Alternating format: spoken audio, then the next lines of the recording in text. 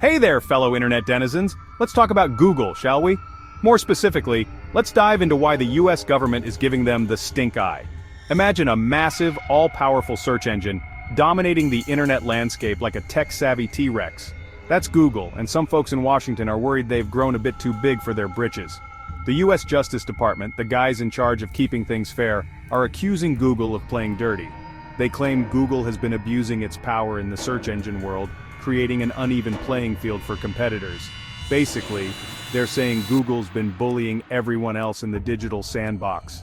This whole shebang kicked off after a US district judge ruled in August that Google had, in fact, been acting like a monopolist. Now the Justice Department wants to lay down the law and hit Google where it hurts, their precious Chrome browser. It's like that time your parents took away your favorite video game because you wouldn't share with your sibling. Only, instead of a video game, it's a multi-billion-dollar web browser. And instead of siblings, it's a bunch of rival tech companies. High stakes, right? So what exactly are these regulators proposing? Well, they're not messing around. They want Google to sell Chrome, their pride and joy. That's right, they're talking about a full-blown breakup. Imagine Romeo without Juliet, peanut butter without jelly, or worse, the internet without Chrome. It's a bold move, folks. But wait, there's more. They also want to slap some serious restrictions on Google's Android operating system. You know, the software that powers billions of smartphones around the world? Yeah, that one.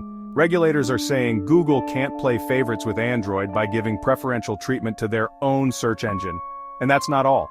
They're also demanding that Google share the wealth, so to speak. They want Google to hand over some of the data they collect from user searches to their competitors. It's like asking Coca-Cola to share their secret recipe with Pepsi. A bit awkward, to say the least. These proposed penalties are no joke. They're designed to shake things up in the tech world and level the playing field. Google, understandably, isn't too thrilled about the whole situation. They're gearing up for a fight, and it's gonna be a big one. Now, Google isn't just gonna roll over and accept these penalties without a fight. They've got their own lawyers, their own arguments, and they're ready to rumble. Google argues that breaking them up would be bad for innovation and ultimately, bad for users like you and me. They claim that their success comes from building great products, not from sneaky tactics. They say that people use Chrome and Google search because they choose to, not because they're forced to, and they're probably right to some extent. After all, Google does make some pretty darn good products. This whole situation isn't exactly new territory, though. Remember Microsoft back in the 90s?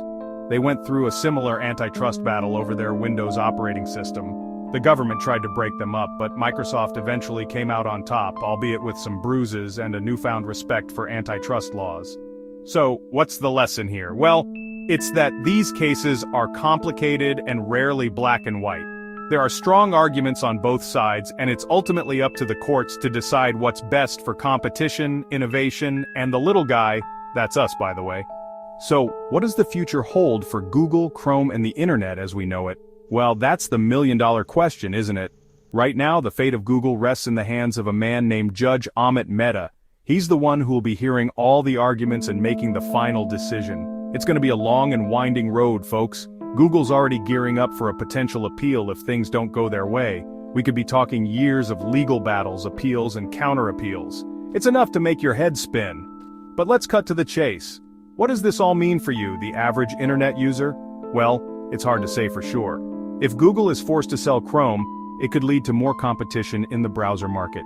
That could mean more innovation, better features, and maybe even lower prices. On the other hand, some argue that breaking up Google could stifle innovation and lead to a less user-friendly internet. It's a classic case of, be careful what you wish for, only time will tell what the ultimate outcome will be. But one thing's for sure, this is a battle that will shape the future of the internet as we know it.